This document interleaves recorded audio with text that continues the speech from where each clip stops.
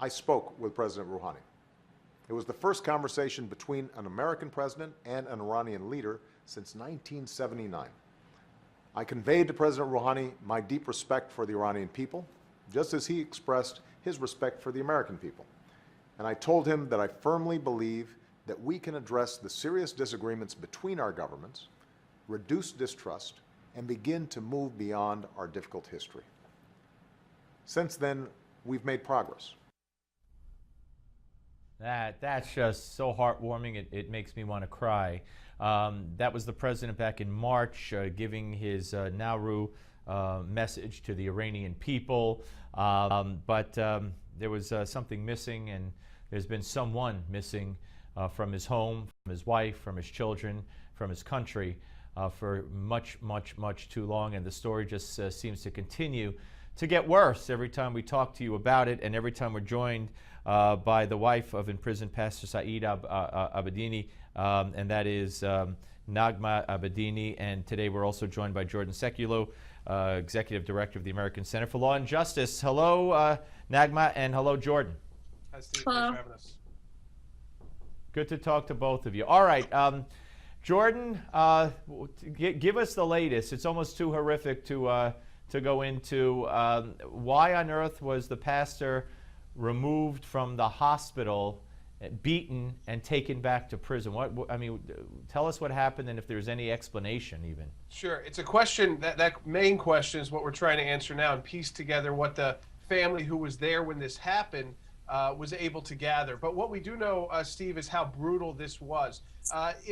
Saeed was going on almost 3 months being in a private hospital. He was under guard, but certainly much better than being in Iranian prison. And that's why we were much more quiet about this in the media, because, you know, things tended to be getting a little bit better treatment, better condition. And so we didn't want to do anything that would possibly shake up what may be happening behind the scenes and things we've been working on. And we woke up to the news that Saeed was violently and brutally dragged off to jail. In fact, at one point collapsed.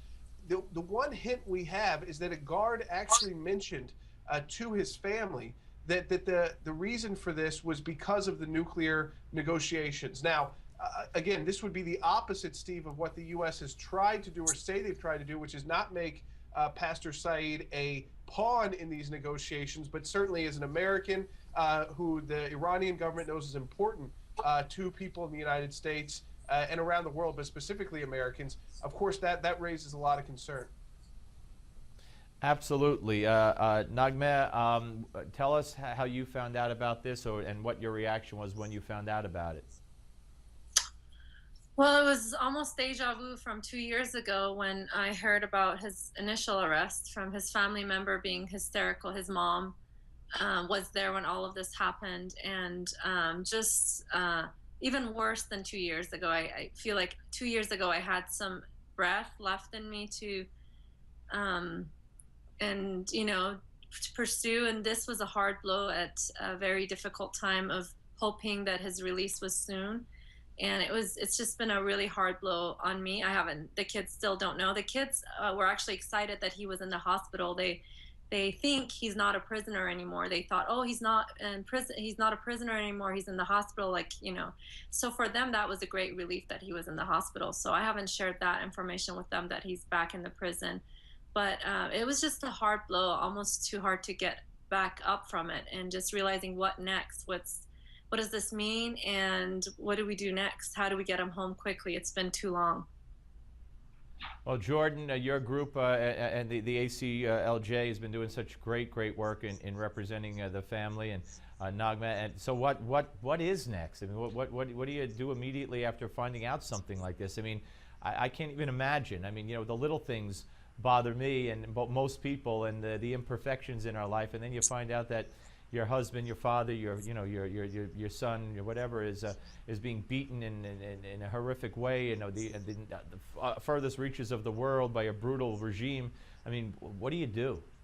Well, our first task at the ACLJ, and usually the contacts in the offices we have around the world, is going back to countries that we've been working with that may have a relationship, that do have relationships with Iran, better even than the United States, and trying to figure out why this happened exactly, what was the purpose of this, Is it someone, for instance, because things were getting better for Saeed, is it someone inside the regime that doesn't like these nuclear talks, that's just trying to make those talks that much more difficult by ordering this kind of action? Obviously, this is a regime that has a lot of infighting.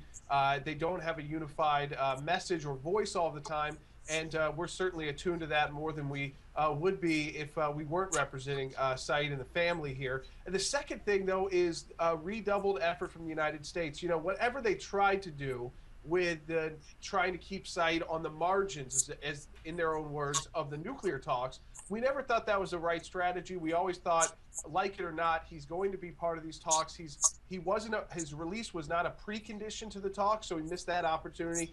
And then during the talks, and they're occurring, you know, as we speak, leading up to a major talks in June and July, that they've got to realize now that to Iranians, he is a crucial part of that. And that, you know, let's take this unique opportunity, like it or not. And many of us don't like that the United States is doing this, but we're sitting at the table. They've got one of our citizens.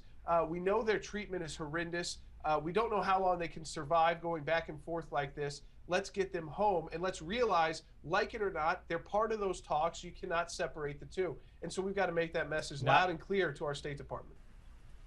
Naghmeh, talk to President Obama. I mean, I've asked you to do this repeatedly. Talk to President Obama right now.